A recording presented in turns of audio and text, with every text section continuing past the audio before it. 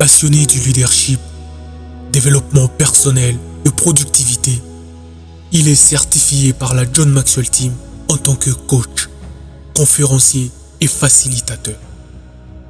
Intervenu plus d'une fois dans les grandes conférences TEDx, il est également pasteur du centre missionnaire Philadelphie Lubumbashi. Il aura pour sous-thème le leadership. Veuillez accueillir l'orateur du jour, le pasteur Henri Fabrice Boukassa. Votre présence et le fait que vous ayez choisi d'être là ce jour, un samedi, début de fin de semaine, prouve que vous avez choisi d'investir en vous-même. Et c'est un signe de grandeur et j'en suis ravi. Et j'aimerais vraiment vous féliciter quant à cela. J'ai appris qu'un esprit qui est soumis à de nouvelles idées, il est impossible à un esprit qui a été soumis à de nouvelles idées de reprendre sa taille initiale. Je vais faire un parallélisme avec un élastique. Vous avez un élastique, quand vous prenez cet élastique, il peut s'étendre jusqu'à un certain niveau. Vous prenez un tout petit élastique, vous pouvez même le mettre, je ne sais pas, autour d'une bouteille, autour d'une boîte de lait, il va s'étendre. Mais aussitôt que vous arrêtez d'exercer cette pression, l'élastique aura tendance à récupérer sa taille initiale. Le plus important, c'est de laisser l'élastique assez longtemps autour de cette chose pour qu'il puisse garder cette taille. Donc ne vous dites pas que c'est en simplement 2 jours que vous aurez tout appris sur le développement personnel, que c'est simplement en 2 jours que vous aurez tout appris sur le leadership. Non. Il faudra que vous-même, au-delà de ces 2 jours, vous puissiez continuer à vous instruire sur ces sujets. En acceptant de venir à cette masterclass, non seulement que vous allez augmenter votre savoir, mais ça pourrait sembler être une mauvaise nouvelle alors que c'en est une bonne, mais vous allez aussi augmenter votre douleur. Ce n'est pas moi qui le dis. La Bible le dit dans l'Ecclésiaste 18, celui qui augmente son savoir augmente sa douleur. Mais cette douleur-là doit vous pousser à être des acteurs de changement que vous voulez voir dans le monde. Parce que c'est bien de vouloir le changement, c'est bien, le masterclass manifeste qui tu es. En manifestant qui tu es, je peux t'assurer que tu vas faire des vagues comme on dit. Tu es censé apporter un changement. Tu ne peux pas manifester qui tu es en restant dans l'ombre. C'est impossible. Tu ne peux pas manifester qui tu es en étant un frère, une sœur du style Malibardo. Que les gens de cette province-là m'excusent. À chaque fois qu'on te demande de te manifester, tu dis Malibardo. Non. Si tu es venu ici, tu as accepté de prendre un risque. Et ce risque-là sera toujours payant. Je peux te l'assurer. Alors, une fois de plus, merci. Merci, c'est un petit mot qui renferme beaucoup d'émotions. Beaucoup d'émotions. C'est, quand vous êtes un leader et que quelqu'un vous dit merci, c'est parce que vous l'avez aidé à accomplir sa destinée. C'est peut-être parce que cette personne-là, cette destinée-là est en cours d'accomplissement. Et me concernant, je dis merci à Dieu pour un des leaders qui a transformé ma vie, un de mes maîtres à penser qui a vraiment révolutionné ma vie. C'est lui qui m'a donné envie d'être conférencier, c'est le Dr Miles Monroe. Je le suivais à la télé, je lisais ses livres, j'ai téléchargé des vidéos et je me suis dit, voilà à qui je veux ressembler. Je n'ai pas eu un ainsi dit l'éternel comme le docteur David l'a dit. Je n'ai pas attendu, non, ainsi dit l'éternel. Non. Je me suis retrouvé en lui et je me suis dit, voilà à qui je veux ressembler. Ici aujourd'hui, je lui dis merci. Au moment où je parle de lui, il y a 1 ou 2 leaders qui vous passent par la tête. Et vous vous dites, si je suis ce que je suis aujourd'hui, eh bien, je dis merci à Dieu pour X, je dis merci à Dieu pour Y. Mais au-delà du fait de dire merci pour ces personnes, j'aimerais aussi que vous soyez des personnes pour qui quelqu'un dira merci à Dieu. Des personnes, au-delà du fait de dire merci à Dieu, mais des personnes qui viendront vous dire merci parce que ce que je suis aujourd'hui, je te le dois en partie.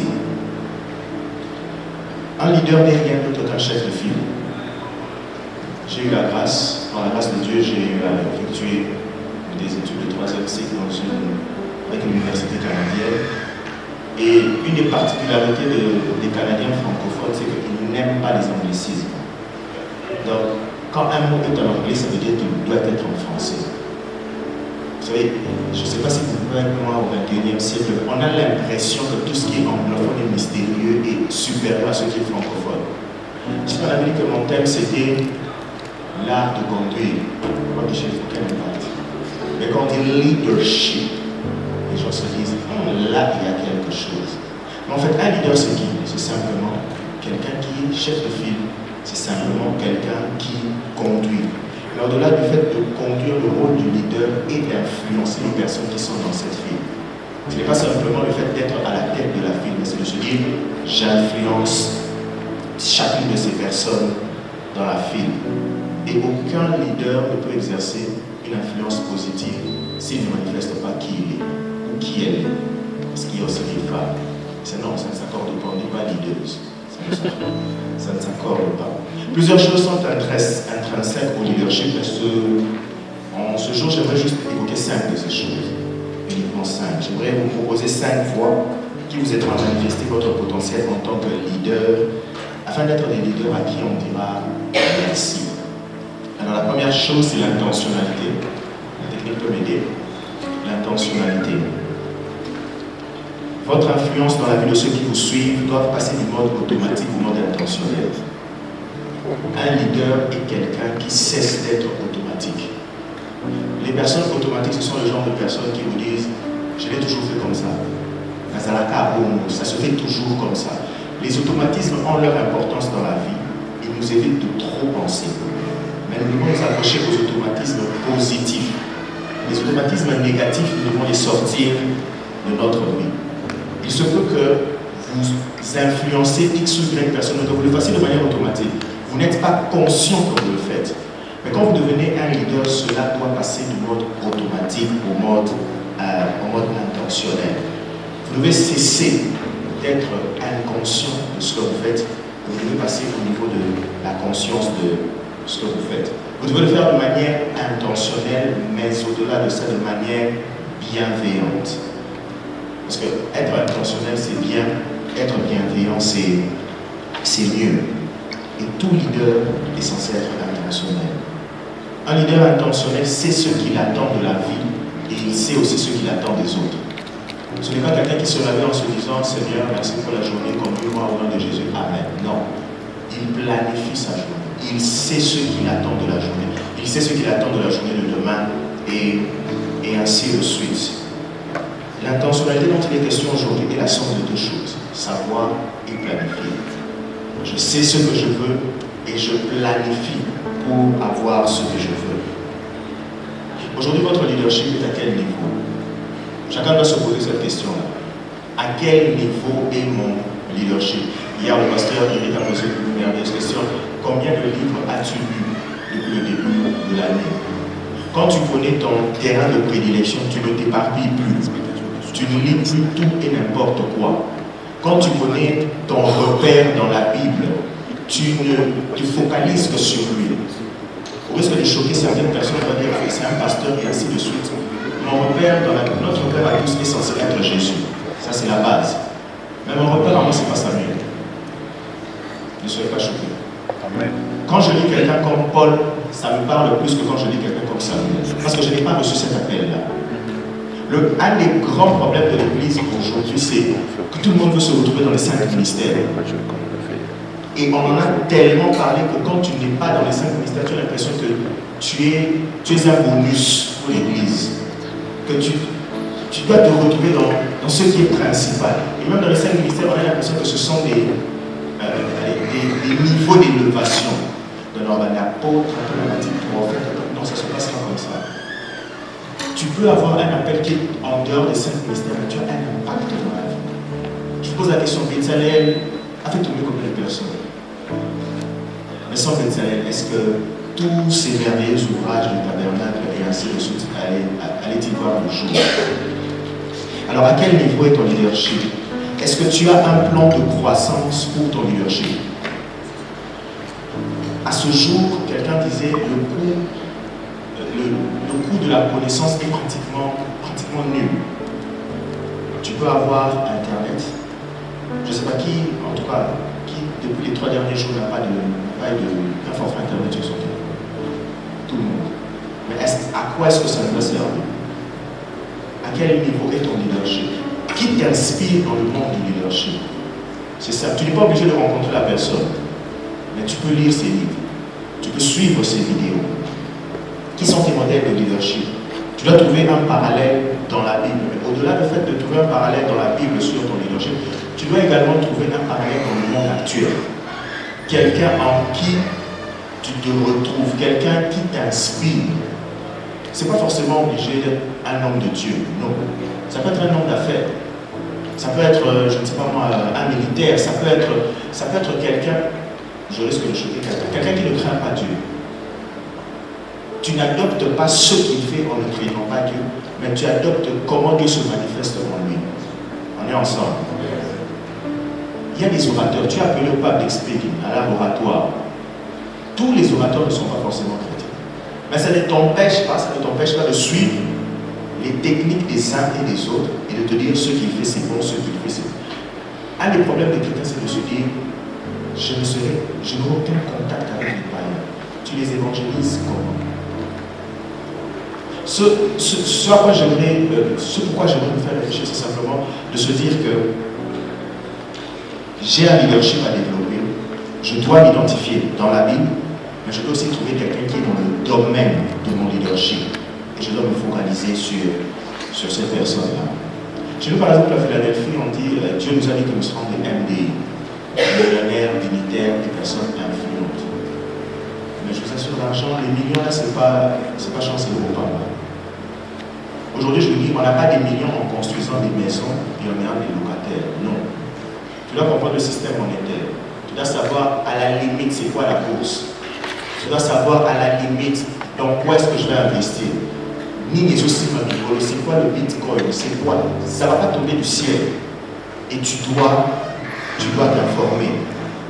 John T. Maxwell a dit une phrase qui me fait beaucoup de bien. Il dit Who you learn from matters. Je peux traduire ça par la qualité de la personne de qui tu apprends est capitale. Le leader que tu choisis, celui qui t'influence, ou bien celle qui t'influence, la qualité de cette personne-là est importante. Et si c'est important en amont, c'est aussi important en aval. Tu dois être un leader de qualité. J'aimerais dire en termes d'intentionnalité que personne n'investira en vous plus que vous n'investirez vous-même en vous. Personne ne croira en vous plus que vous-même. Je ne me rappelle pas très bien de l'année, mais je me rappelle très bien du message édateur. Une des femmes qui faisait les calculs s'est dit cette machine risque de me remplacer. Qu'est-ce qu'elle a fait?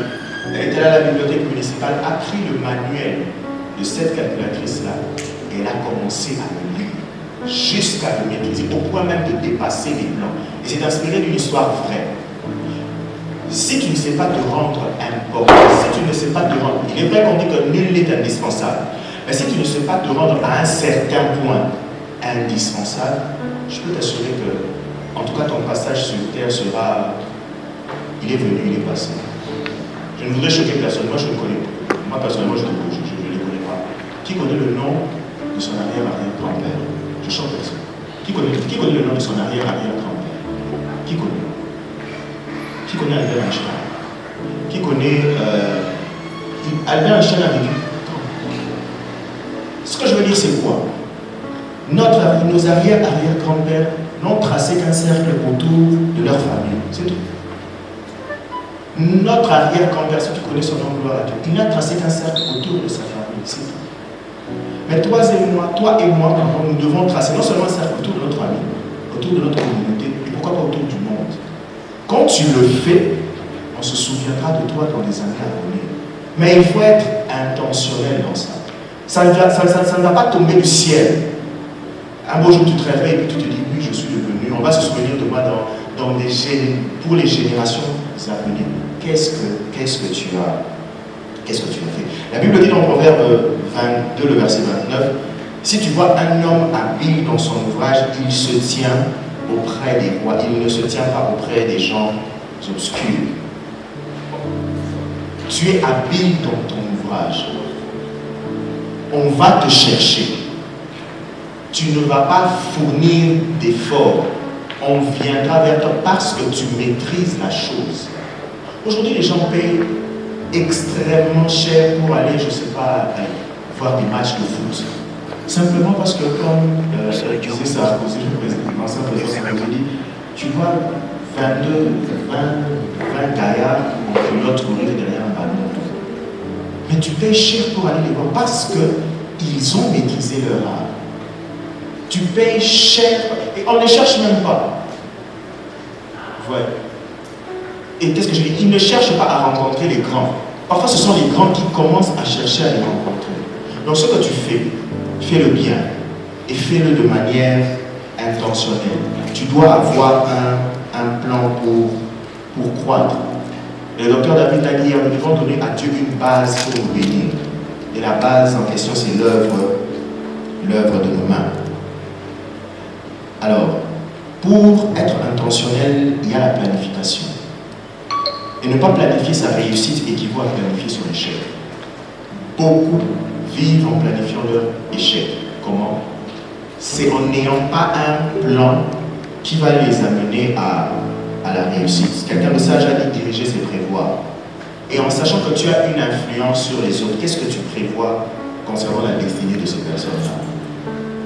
Tu influences plusieurs personnes. Qu'est-ce que tu as en tête par rapport à ces personnes-là? Et au-delà de ces personnes-là, mais qu'est-ce que tu prévois toi-même pour toi? Un leader doit avoir la vision de son but et tu dois planifier les différentes étapes. Je veux devenir médecin. Quelles sont les différentes étapes par lesquelles je dois passer pour devenir médecin? Et une des choses qui peut nous aider dans notre intentionnalité, c'est le fait d'avoir des énoncés de mission. Un énoncé de mission personnelle. Ce sont des courtes phrases qui vous rappellent votre mission et qui vous rappellent quels sont vos objectifs. Vous avez un énoncé de mission personnelle et vous le mettez quelque part où vous pouvez le voir chaque jour. Pour Jésus, c'était par exemple, l'Esprit du Seigneur est sur moi, il m'a point pour. C'est ça son énoncé de mission personnelle. Et quand vous avez un énoncé de mission personnelle, il doit dire ce que vous êtes et ce à quoi Dieu vous a appelé et ce que vous comptez faire par rapport à l'appel de Dieu. C'est une phrase très courte qui doit apprendre. Vous devez faire de cette phrase votre devise, si je peux dire ainsi. Et plus tôt vous avez un énoncé de mission personnelle que vous méditez, mieux c'est par rapport à votre vie. Dans 2 mois et quelques jours, je pense que ce sera la fin de l'année 2022. Et en tant que bon chrétien, on va se retrouver à la veillée dans nos églises locales. Souvent, on a tendance à penser que si je ne vais pas à la veillée, c'est un péché. On se dit, je vais aller à la veillée pour recommander 2023 entre les mains de Dieu. C'est ce que nous devons faire. Mais il faudrait savoir que recommander l'année 2023 à Dieu sans s'impliquer soi-même, c'est une fête perdue. Tu dois prier, mais tu dois planifier. Vous savez, ça fait quelques mois, j'ai effectué un tour à King et ça m'a choqué de voir les personnes avec qui j'avais grandi être au même point. Donc tu les as laissés là et elles sont toujours là. Ces personnes sont toujours là. Et quand elles te voient, bon, moi j'ai grandi à Cantal, je ne sais pas comparer avec quelle commune. Ce sont des sobriquets, on te fait jamais partout. Oh, presque, oh, tu te dis, mais au fond de toi, tu te dis, mais tu n'as rien fait de ta vie. Quelqu'un qui est là en train de rêver sa vie. Alors, après le schéma, on est sur commune à Champs-Élysées, tu te poses la question, jusqu'à ce jour, tu rêves encore de l'Europe. Mais tu te dis, mais c'est pas croyable. Tu ne peux pas avoir comme objectif de vie aller en Europe. Tu vas aller en Europe vers quoi? Donc ton énoncé de mission personnelle, c'est moi, X, je dois aller en Europe. Ça n'a aucun sens. Ça n'a vraiment aucun sens. Il y a une différence entre rêver d'une vie meilleure et vivre ses rêves. Pour vivre vos rêves, non seulement que vous devez manifester qui vous êtes, mais vous devez également la planifier. Manifester qui tu es est un processus. Ce n'est pas une action ponctuelle. Donc tu ne manifestes pas aujourd'hui qui tu es et puis, fin comme on dit, c'est fini. J'ai manifesté qui je suis et non. C'est un processus. Tu ne te dis pas que tu auras tout appris sur le leadership aujourd'hui. Non. Comme on dit, la carré. Donc, Papa Michel a organisé une masterclass l'année prochaine en réalité. développement personnel, leadership, carré, non. Même moi qui vous parle, je continue d'apprendre. Un leader intentionnel est un éternel étudiant. Tu arrêtes d'étudier le jour où tu vas dans la tombe. Je ne parle pas de diplôme, je ne parle pas de certificat. J'aime quelqu'un qui a dit un diplôme prouve simplement que tu sais répondre à des questions de l'examen. C'est tout. C'est ce que prouve un diplôme. Et un ami un jour nous disait, un diplôme est une présomption de connaissance. Donc quand on voit ton diplôme, on ne certifie pas que tu connais. On donne le bénéfice du doute. On dit que oui, tu peux. C'est ainsi que l'éducation est plus importante que toutes ces autres choses. Quand je dis qu'un leader intentionnel est un éternel étudiant, c'est qu'il s'éduque chaque jour. Il a un plan de croissance personnelle. Le leadership est un voyage au cours duquel on se découvre et on aide autrui à se découvrir. Quand j'ai entendu découvrir, j'ai dit « Ah, gloire à Dieu ». Et durant ce voyage, le plus important, ce n'est pas la finalité. Non. Le plus important, c'est la meilleure version de soi-même que l'on devient au cours des différentes étapes. J'aime cette phrase du docteur Adams, la connaissance doit nous rendre intentionnels. Je l'ai dit, un leader intentionnel, c'est un étudiant éternel. Tu dois être avide de connaissances. Qui connaît son domaine de prédilection? Qui sait ce à quoi il est appelé? Ok. Une autre question capitale. Qui lit une autre langue que le français? Très important. Pourquoi? Parce que ton domaine de prédilection, il n'y a pas que les francophones qui ont écrit dans ce domaine-là. Et parfois, malheureusement, les anglophones sont très loin en avance. Donc si tu sais que ce à quoi Dieu t'a appelé implique la connaissance de l'anglais, fournis un effort. Ne te dis pas, ça va coûter cher et ainsi de suite. Non. Un leader intentionnel, c'est un leader productif. Si tu n'es pas productif, tu n'auras plus personne dans ta file. Tu peux mentir quelqu'un aujourd'hui, demain, mais au bout du compte, quand on se rendra compte, permettez la tautologie, quand on se rendra compte que tu n'auras rien produit, on va cesser de te suivre. Vraiment, on va cesser de te suivre. Un leader dont les choix sont conscients, dont les paroles et les actes sont alignés sur sa véritable pensée, est un leader à qui on fait confiance. Donc quand je sens que tu es intentionnel dans ce que tu dis, c'est un leader à qui on fait confiance. Si vous avez un leader qui doute tout le temps, un leader, vous vous posez la question, mais est-ce qu'il sait ce qu'il fait? Hier, il nous a dit ça, aujourd'hui, il nous dit ça, demain, il nous dira ça. C'est un leader auquel vous ne ferez plus très confiance. Si vous pensez aux leaders qui vous influencent ou qui vous ont influencé, ce sont des personnes qui savent ce qu'elles veulent et elles trouvent le moyen de le communiquer de la manière la plus claire possible. Et notre deuxième point, c'est celui de la communication. Et concernant la communication, je suis convaincu que la plupart des problèmes de leadership que nous rencontrons, ce sont des problèmes qui sont dus à un leadership qui est vide d'empathie. Mais vraiment, un leadership, quand on voit ces personnes-là, qu'on a l'habitude d'appeler leaders, ce sont des personnes qui n'ont aucune empathie. L'empathie, c'est simplement le fait de se mettre à la place de l'autre. Donc, ce sont des leaders qui sont là, à cette place-là, mais elles sont là pour elles-mêmes. Et moi, je vous demanderais de ne pas être pareil leader. À pareil leader, on ne dit pas merci. À pareil leader, on dit Seigneur, merci de l'avoir ramené chez toi. À pareil leader, on dit Seigneur, bon, là, a changé. Et quand on trouve que la personne ne change pas, on dit Seigneur, Zoaï Gaga. Les anciens Gaga, tout le monde en a l'eau là. Et quand j'entends et que je vois la façon dont les leaders, la plupart, communiquent, ça me fait mal au cœur. On ne va pas se cacher les choses. Nous sommes au Congo. La plupart des leaders que nous avons sont soit des leaders politiques, soit des leaders religieux. On ne va pas se cacher, on va vraiment pas se cacher les choses. Puis quand j'entends, quand la plupart communiquent, je me dis, mais c'est malheureux. Un leader à qui on doit dire merci, c'est un leader qui ne passe pas son temps à donner des ordres.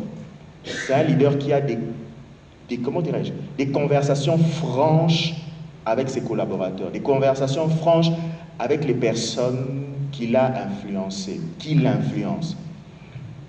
Vous savez,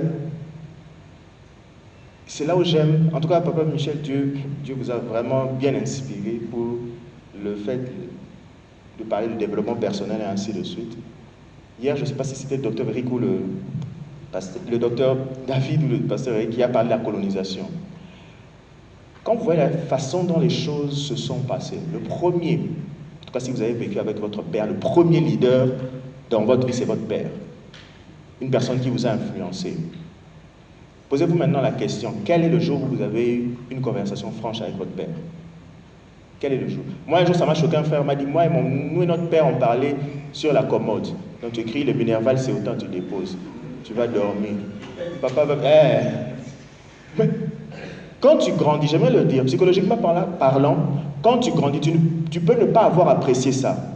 Mais psychologiquement parlant, si tu ne fais pas attention, tu vas reproduire la même chose.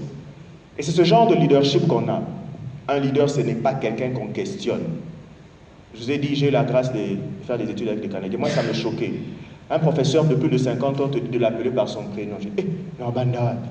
Non, vous pouvez m'appeler Michel. Oh! Bon, mon colo, Michel. Et tu as toujours tendance à vouloir dire Monsieur Michel. Mais il te ramène et te dit, non. Appelez-moi par mon prénom. L'essentiel pour moi, c'est, vous voyez moi. Michel, vous. Michel. C'est la culture qui le veut. Et dans ce leadership-là, déjà si à la base, le modèle que nous avons ne nous a pas appris une très bonne communication, on aura tendance à reproduire ce modèle. Colossiens 4:6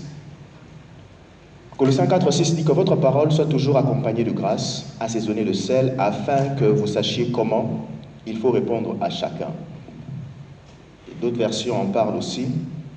Et Parole de vie dit que vos paroles soient toujours agréables, intéressantes. Répondez à chacun comme il le faut. Et c'est la raison pour laquelle ce matin, j'aimerais vous proposer un merveilleux mode de communication que j'ai découvert. Et ce mode de communication ne nécessitera de votre part, ne nécessitera que 4 choses. Observer des faits, ressentir des émotions, exprimer vos besoins et ensuite exprimer vos demandes. Et ce mode de communication, c'est celui de la communication non violente. J'ai beaucoup appris à aimer la communication non violente. Pourquoi? Parce que c'est une méthode qui vise à créer entre les êtres humains des relations fondées sur l'empathie, la compassion, la coopération harmonieuse et le respect de soi et des autres. Pour manifester qui tu es, tu n'as pas besoin d'écraser qui que ce soit. Pour manifester qui tu es, tu dois apprendre à communiquer sagement. Un leader qui écrase les autres pour affirmer son autorité est un leader qui finira seul. Si pour affirmer ton autorité, tu dois écraser les autres, tu finiras seul. Et quelqu'un a dit, un chef qui rappelle qu'il est chef n'est pas en réalité un chef. Tu n'as pas à rappeler. C'est moi le chef ici. Si tu rappelles que tu es le chef, ça ne marche pas. Je ne sais pas si on peut décaler. La lumière m'éblouit un peu. Okay. On peut passer, voilà. Alors, quand vous regardez la communication non violente, j'ai dit 5 choses. Observer, il y a les observations, les émotions, les besoins et les demandes. Et ça va dans les 2 sens. Et vous voyez le signe de l'infini au milieu. Lorsque vous appliquez la communication non violente, les possibilités d'harmonie sont infinies entre les interlocuteurs, entre les personnes qui échangent. Alors, en ce qui est d'observer les faits, vous vous rendrez compte que la société en général et la culture nous apprennent à juger les autres centres d'information. Et je peux vous garantir que de votre réveil jusqu'à maintenant, vous avez jugé. À se faire les très mal habillés, à se faire les négligents. Pourquoi est-ce qu'il faut se baser sur des faits? Un fait est objectif. Je donne un exemple. Quelqu'un arrive en retard. Tu dis à cette personne, tu n'es pas sérieux. C'est ta perception de la ponctualité qui te fait dire que cette personne n'est pas sérieuse. C'est un jugement. Mais quand tu dis à cette personne, tu es arrivé avec 10 minutes de retard, ça personne ne peut le nier. Et quand on est basé sur des faits, quand on s'exprime sur base de faits que l'on a observés, on évite de juger la personne et la personne ne se sent pas attaquée. Très souvent, malheureusement, on a tendance à juger les autres sur base de leurs actions. Il a fait ceci, il a fait cela. Mais nous-mêmes, nous nous jugeons sur base de nos intentions. Si j'ai fait ça, c'est parce que. Mais lorsque tu juges l'autre, tu ne le juges pas en te disant, s'il a fait ça, c'est parce que. Non, tu te dis simplement, il est moins sérieux. Il est ceci, il est cela. Se baser sur des faits, je l'ai dit, nous aide en tout cas à être objectif. Et un leader est appelé à être très, très objectif.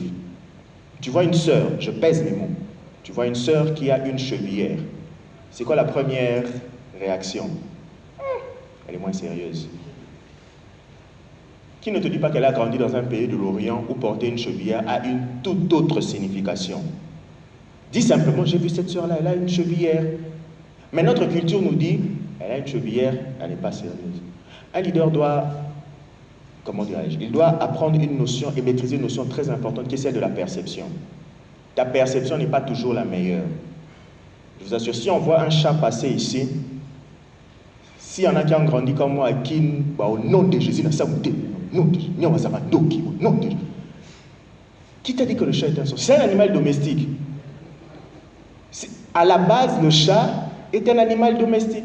Et comme par exemple, quand tu as le malheur de rencontrer un chat errant, la nuit, et que tu vois ses yeux briller dans le noir, ah là tu parles en langue. Dieu l'a créé comme ça, c'est en fait la perception. Mais tu vois quelqu'un qui a grandi dans une maison où ils avaient un chat comme un animal domestique, ça ne lui dit rien.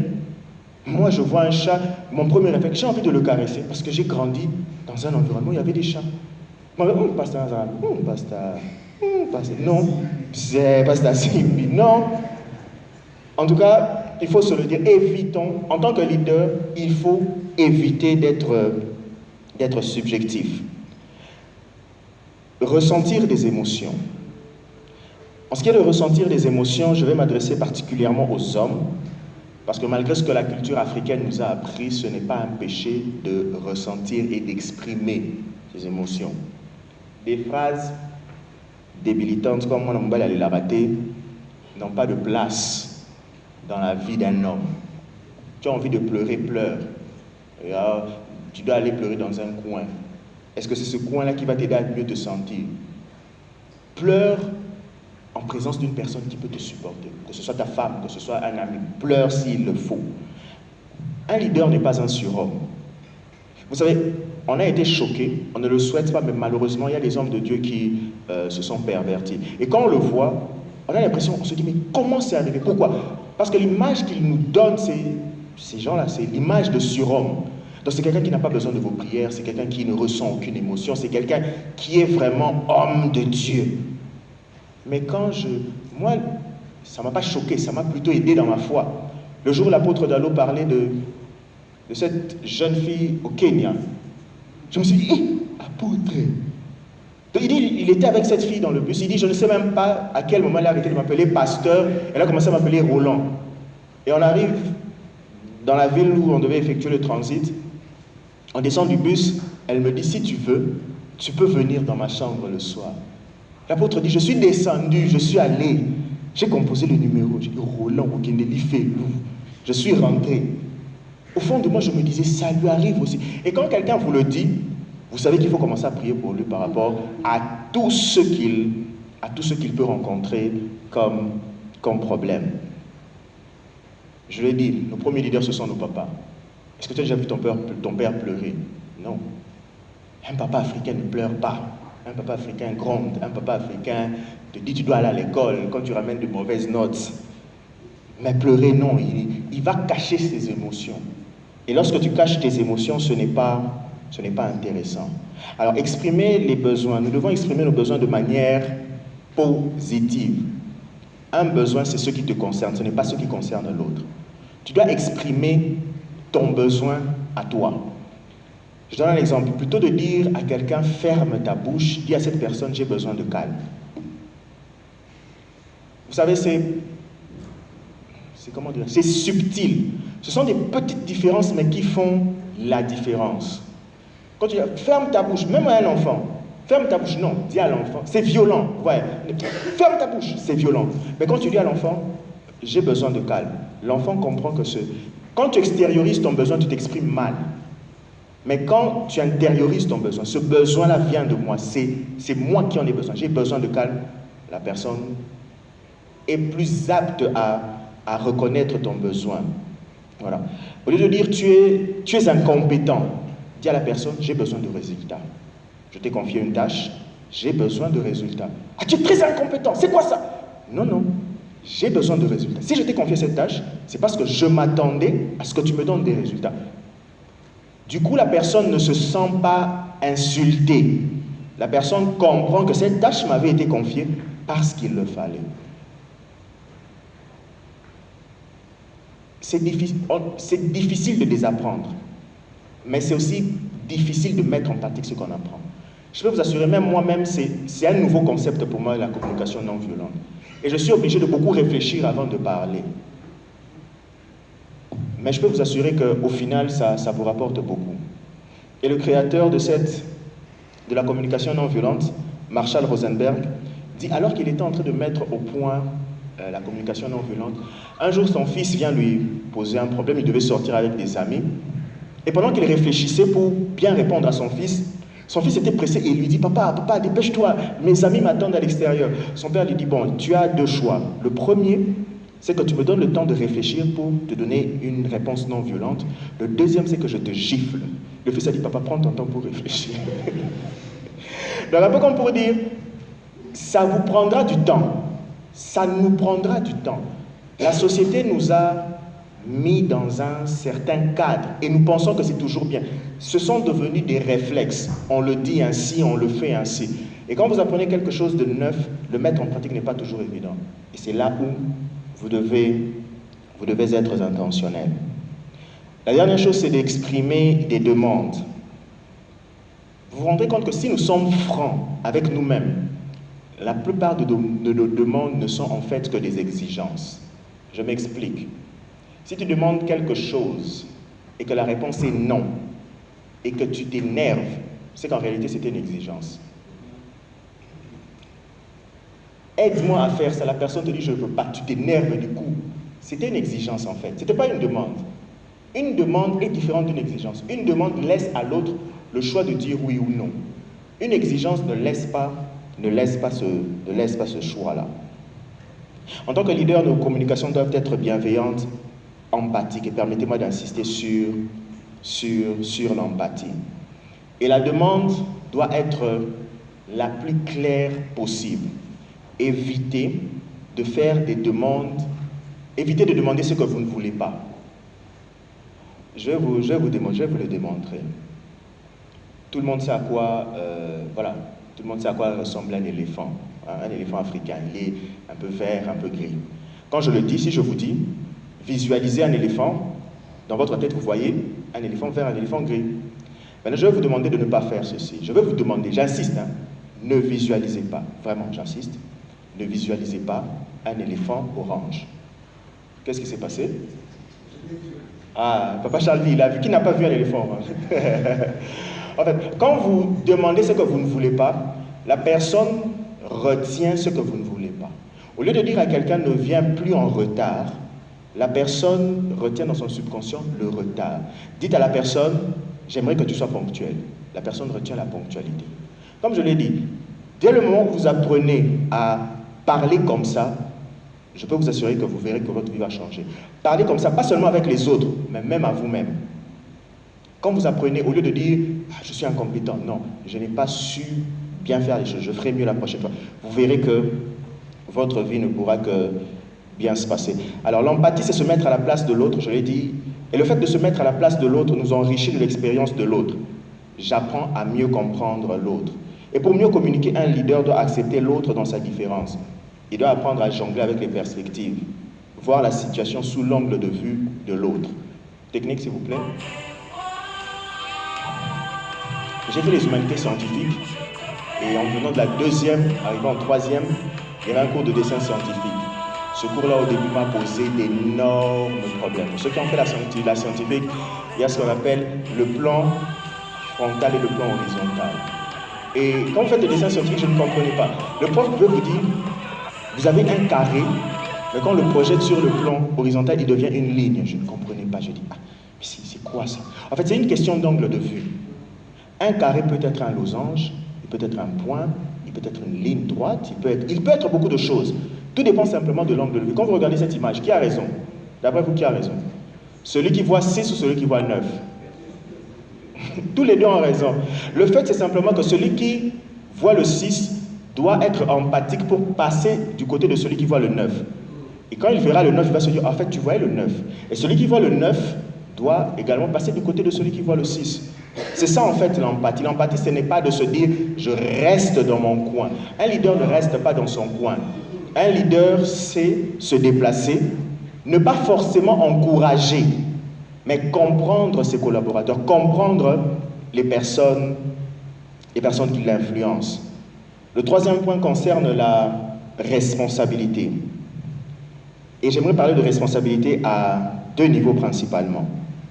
Le premier niveau, c'est la responsabilité sur vous-même. Vous devez, avant d'influencer autrui, vous devez vous influencer vous-même.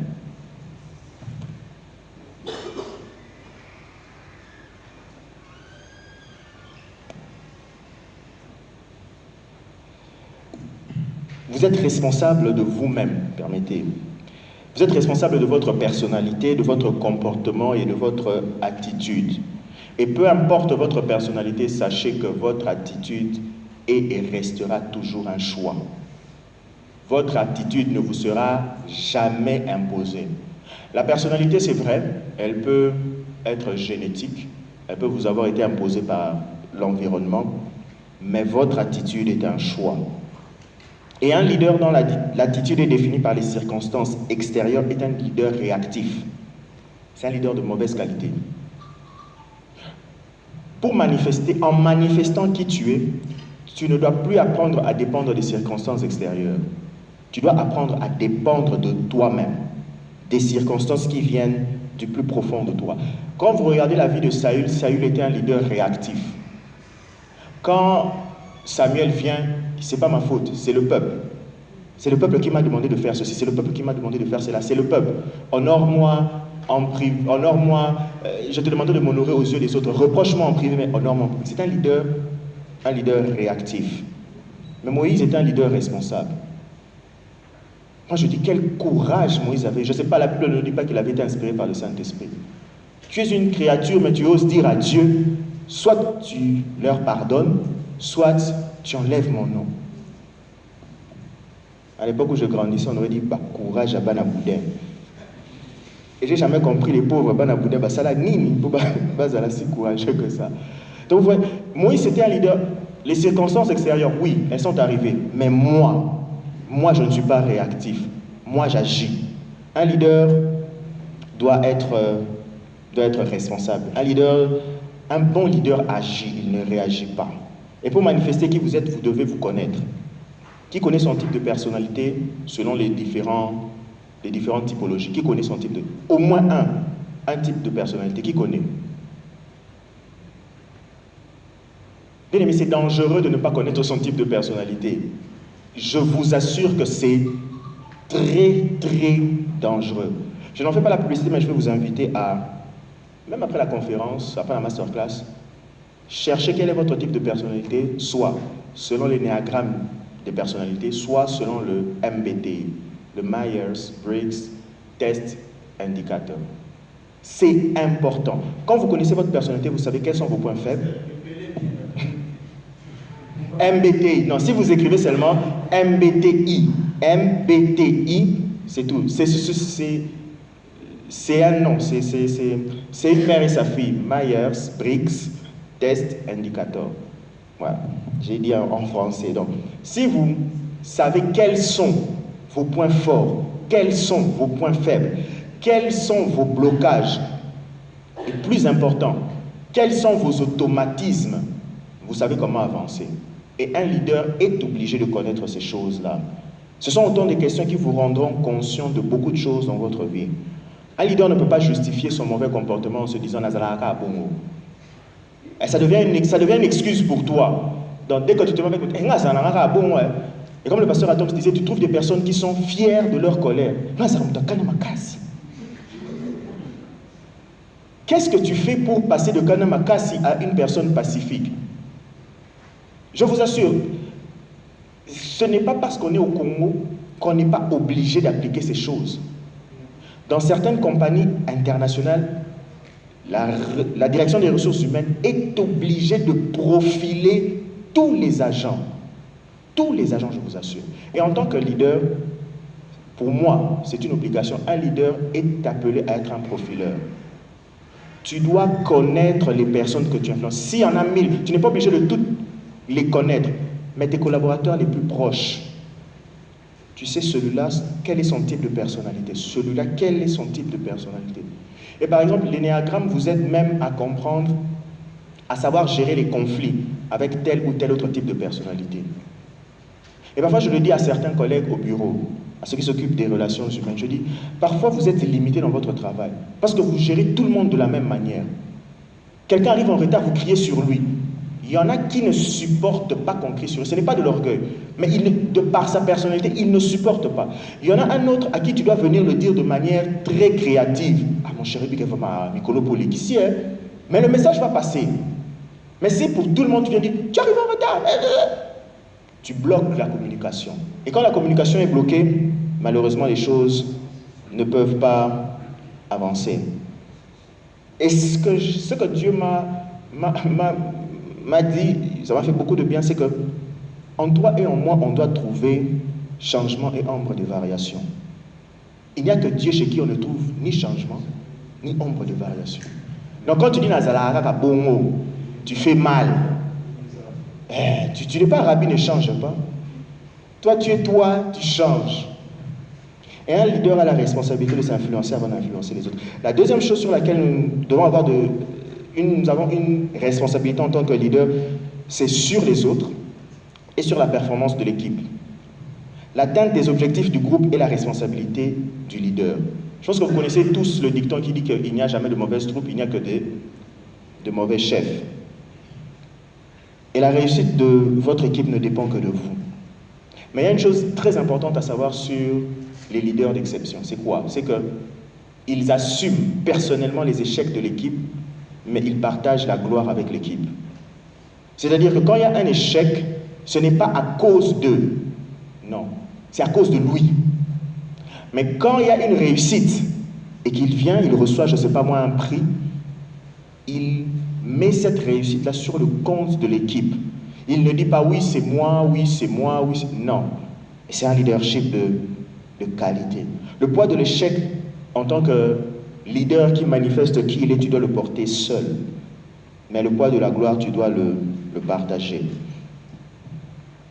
Il y a un conférencier que j'aime beaucoup, vous citez Mbegwayo, il est sud-africain, il a dit « La pertinence de nos excuses ne validera jamais nos échecs. » Tu peux avoir toutes les excuses du monde, et elles sont valides, mais ça ne va jamais justifier tes échecs.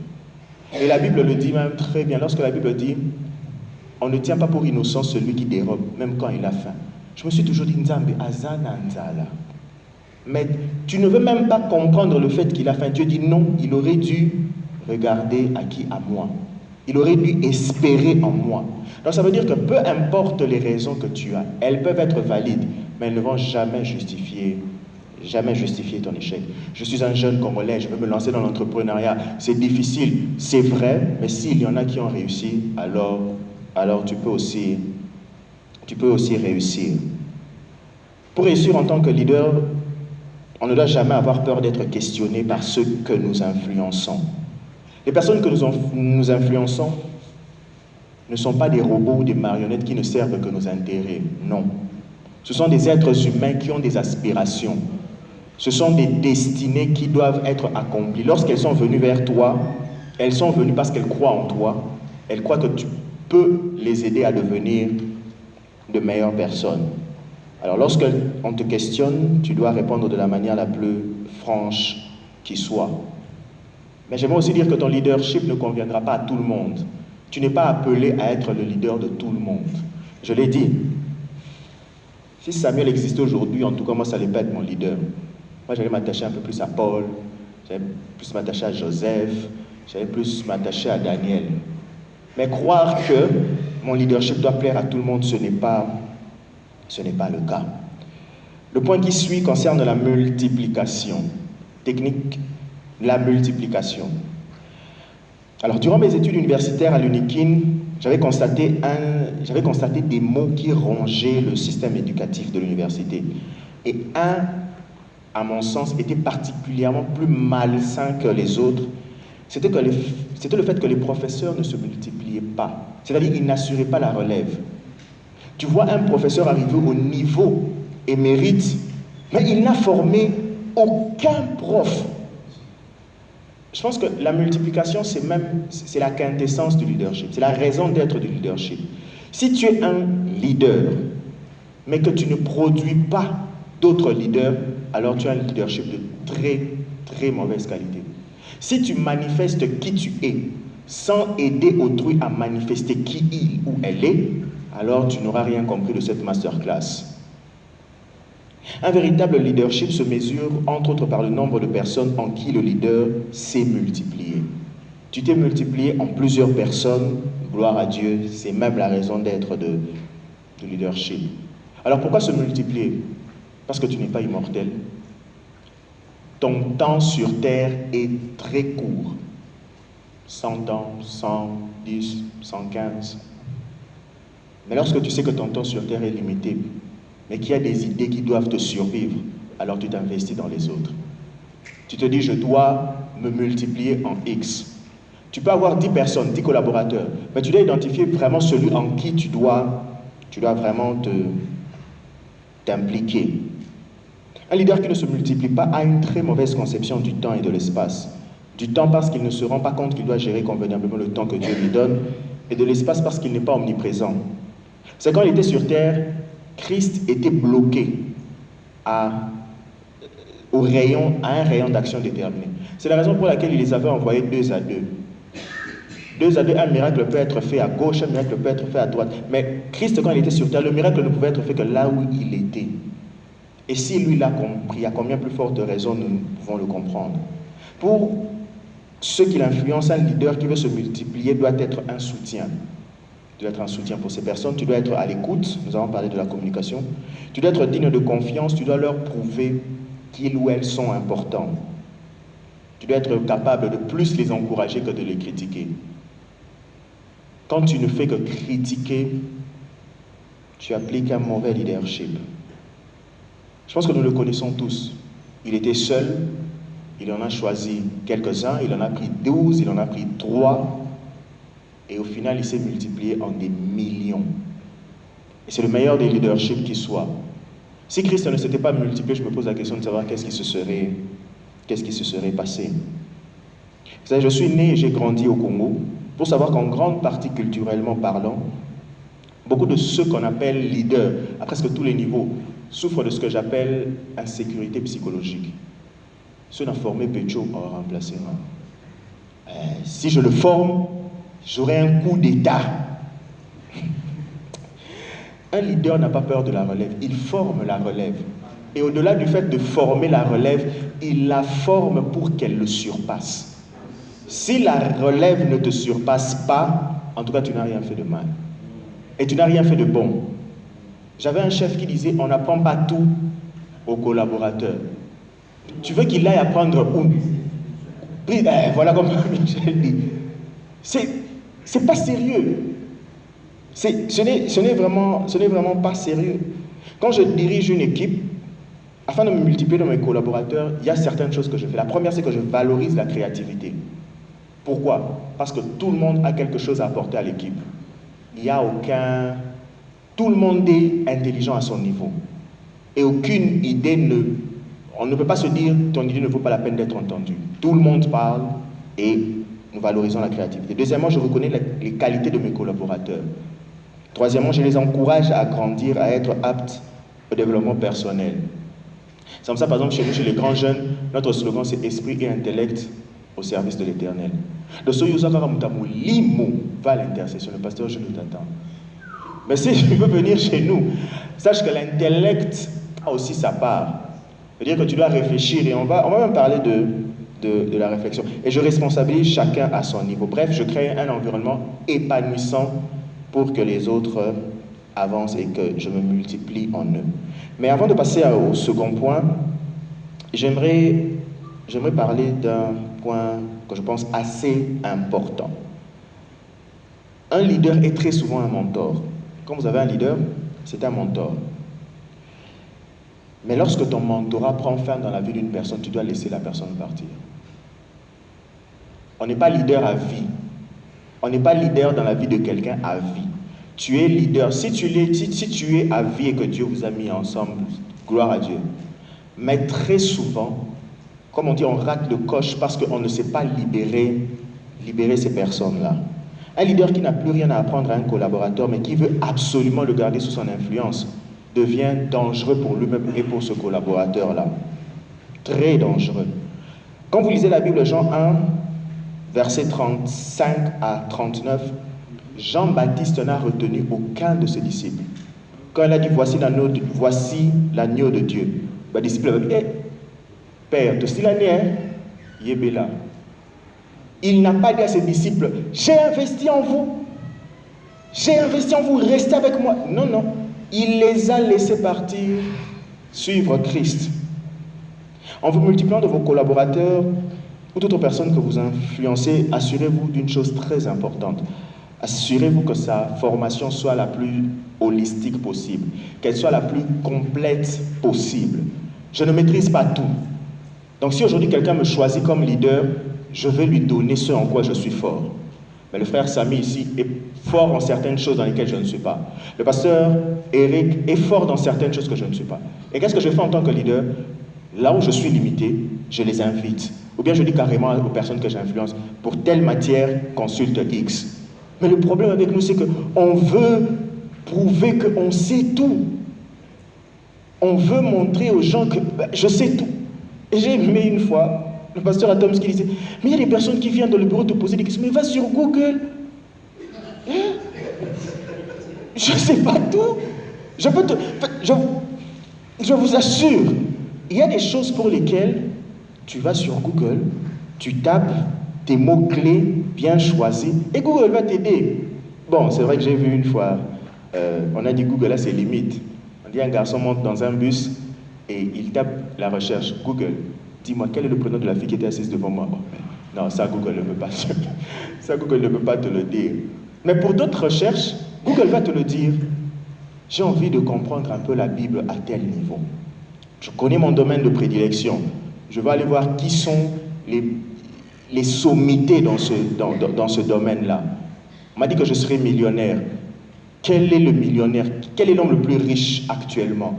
Qu'est-ce qu'il a fait pour devenir riche?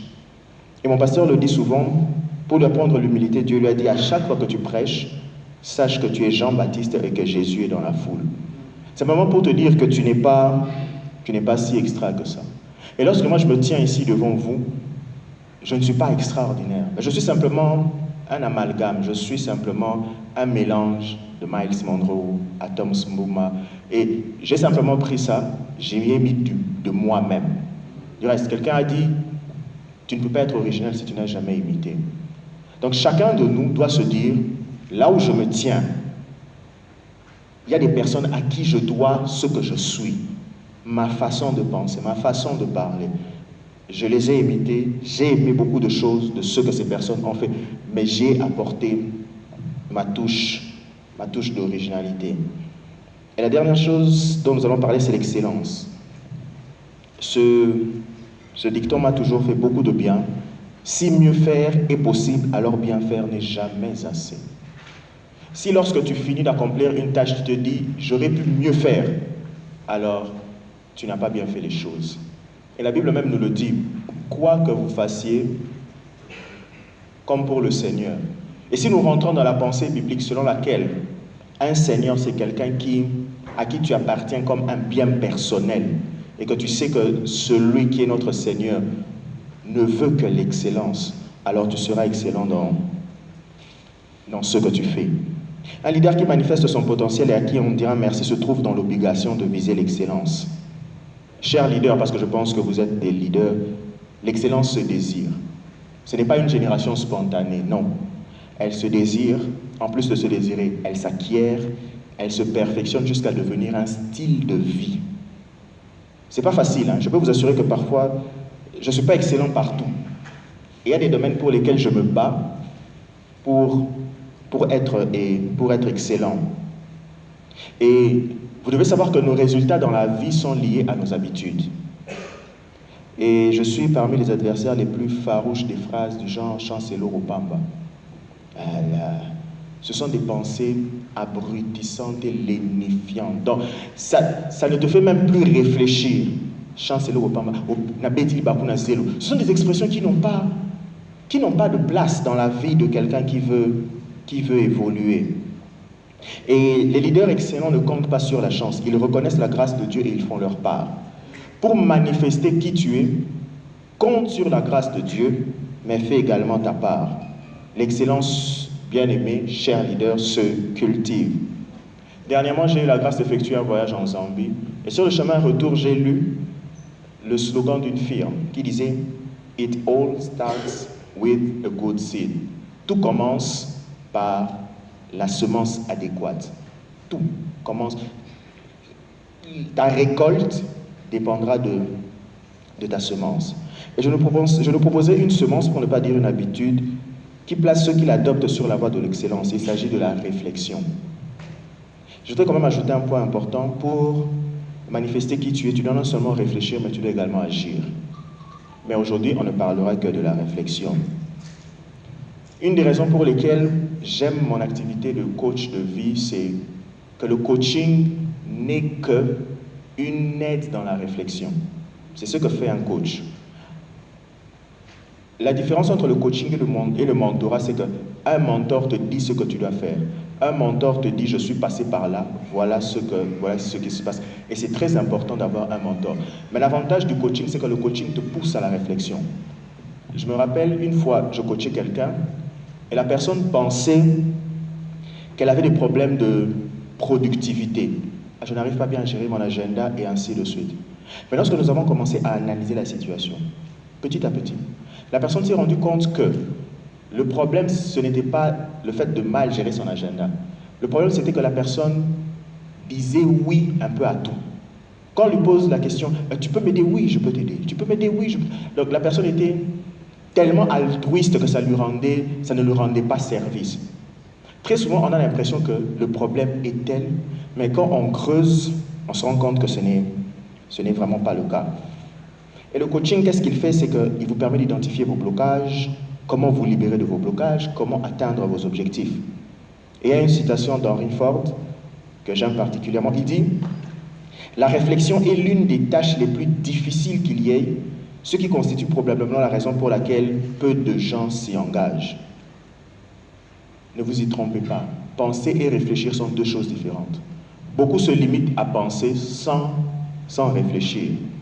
Réfléchir, c'est travailler dans sa tête, essayer de trouver des solutions à un problème, trouver des réponses à des questions. Penser, c'est le fait de générer une idée dans sa tête. La grande différence, c'est l'effort intellectuel. Quand on pense, on n'implique pas un effort intellectuel. Mais quand on réfléchit, on implique un effort intellectuel. Ça fait plus de 20 ans, mais cette histoire qui s'est passée m'a beaucoup impacté.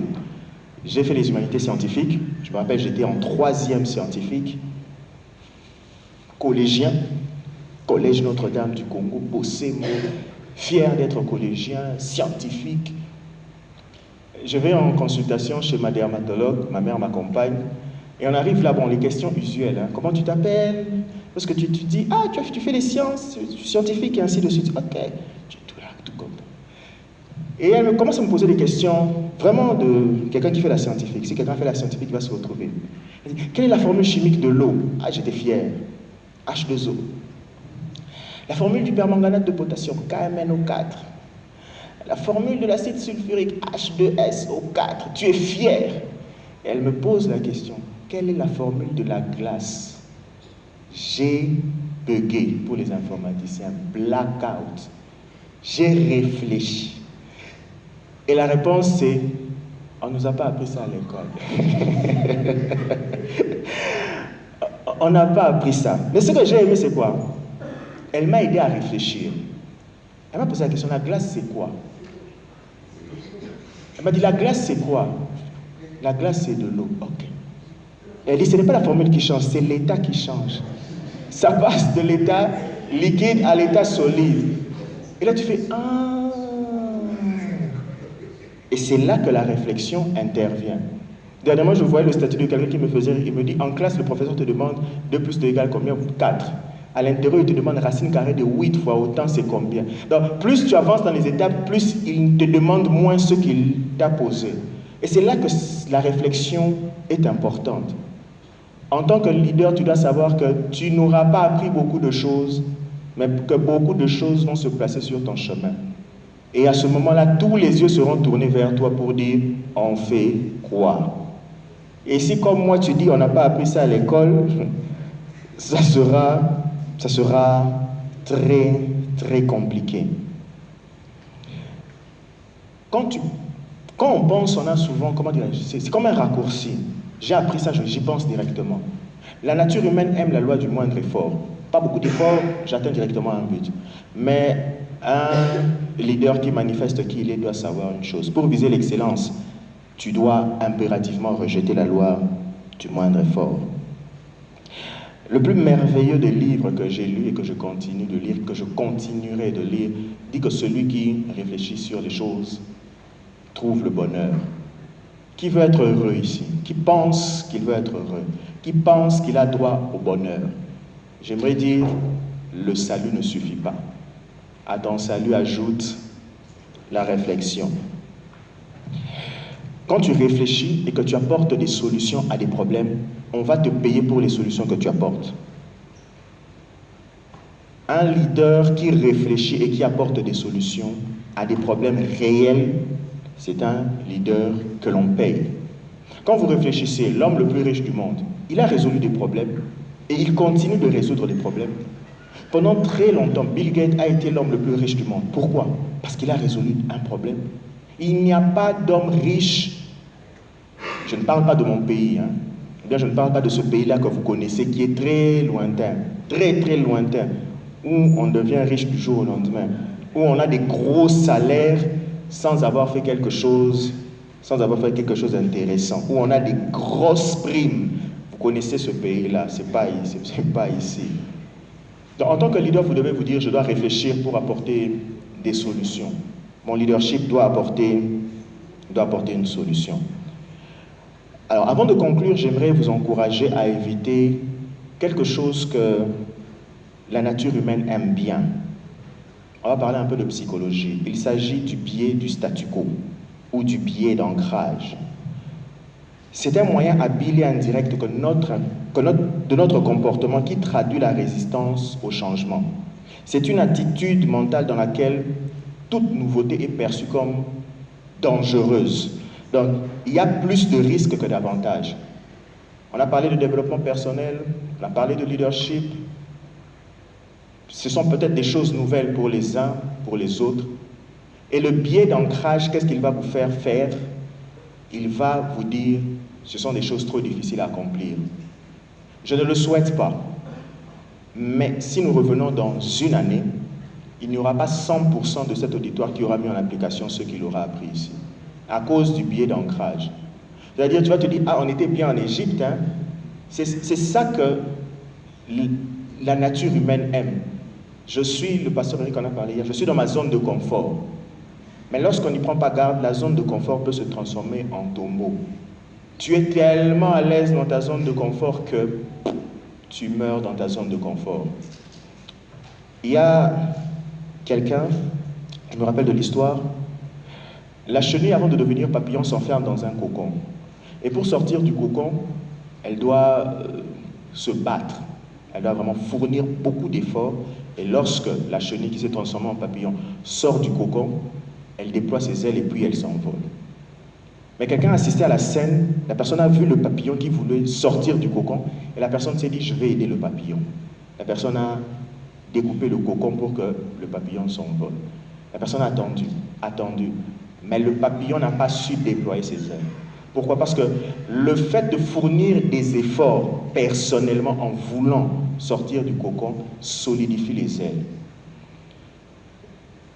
N'ayez pas peur du changement. Il y a Buckminster Fuller qui a dit « Rien en une chenille laide ne peut présager qu'elle sera un merveilleux et joli papillon. » Donc n'ayez pas peur de sortir de votre zone de confort. Alors pour ceux qui écrivent, technique, tu peux m'aider avec? Ok. Vas-y encore. Ok. Je ne pouvais pas finir sans parler de Miles Monroe. Je l'ai dit au départ, c'est lui qui m'a donné envie de faire ce merveilleux métier. Il dit le leadership n'est pas une question de contrôle, mais de service. Tu es leader, tu es appelé à servir ceux que tu influences. Il ne s'agit pas de pouvoir, mais d'autonomisation. Je l'ai dit, à un moment donné, en tant que leader, tu dois comprendre que la personne sur qui j'avais une influence doit maintenant partir. Elle est devenue autonome, elle peut réfléchir par elle-même. Il ne s'agit pas de manipulation, mais d'inspiration. Alors pour les personnes qui écrivent, avant que la technique ne m'aide, j'aimerais que l'on procède à un simple exercice. J'aimerais que l'on note de haut en bas les différents points que nous avons évoqués. Nous avons parlé, on va les citer comme ça, on a parlé de multiplication, on écrit, ok? On a parlé de multiplication, on a parlé d'excellence, on a parlé de responsabilité, vous y êtes, on a parlé de communication, et enfin on a parlé d'intentionnalité. Vous les avez écrits de haut en bas, 1, 2, 3, 4, 5. Maintenant, j'aimerais que vous entouriez la première lettre de chaque mot, que vous entouriez ça et que tout se retrouve dans le même cercle. Vous l'avez fait? Vous l'avez fait? Alors, la technique peut m'aider, s'il vous plaît. Alors, lorsque vous vous multiplierez dans ceux qui vous suivent, lorsque vous viserez l'excellence, vas-y, plusieurs fois. Lorsque vous serez responsable, que vous communiquerez avec bienveillance et que l'intentionnalité caractérisera chaque jour de vos vies, voilà ce qui arrivera. Non seulement que vous aurez mérité d'être les chefs de file, mais vous mériterez aussi ce simple mot. Merci. De m'avoir écouté, cher leader, je tiens à vous dire merci.